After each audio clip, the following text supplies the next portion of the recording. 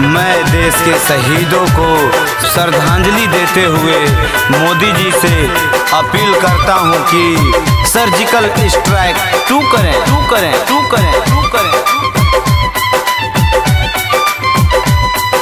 खून के कतरा कतरा तो से करता गोहार, कौन कमी बा तोहरा में बाड़ा तू लाचार। खून के कतरा कतरा तो से करता गोहार, कौन कमी बा तोहरा में बाड़ा तू लाचार। दे दो ऑर्डर एक बार यार पार हो जाई, दे दो ऑर्डर एक बार यार पार हो जाई, ना तो शहीद के बलिदान बेकार हो जाई, ना तो शहीद के बलिदान बेकार हो जाई।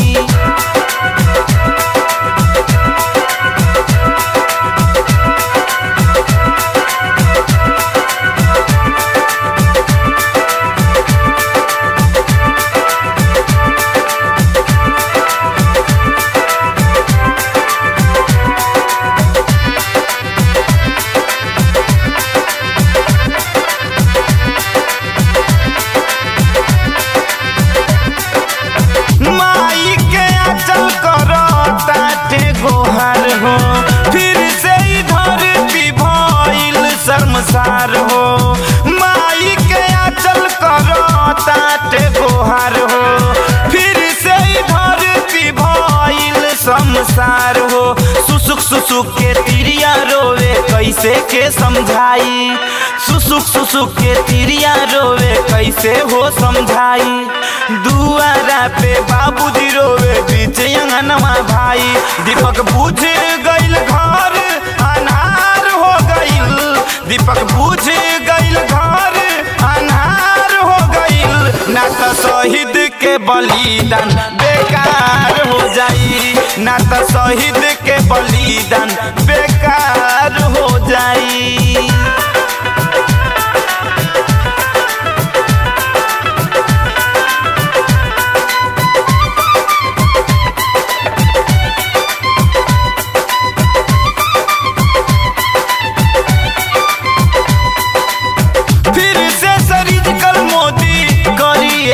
बार हो राखी के कसम कहे बहिनी के प्यार हो, फिर से सर्जिकल मोदी करी एक बार हो राखी के कसम कहे बहिनी के प्यार हो। लिख दिले कुमार सरवन सारा दर्द कलम से, लिख दिले कुमार सरवन सारा दर्द कलम से।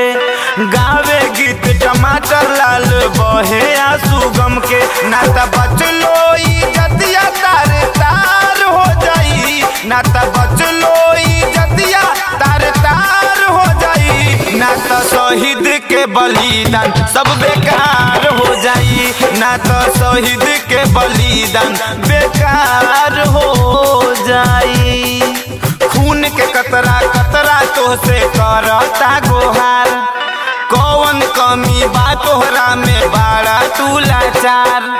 खून के कतरा कतरा तो से करता गोहार, कौन कमी बा तोहरा में बाड़ा तू लाचार। दे दो ऑर्डर एक बार यार पार हो जाई, दे दो ऑर्डर एक बार यार पार हो जाई, ना तो शहीद के बलिदान बेकार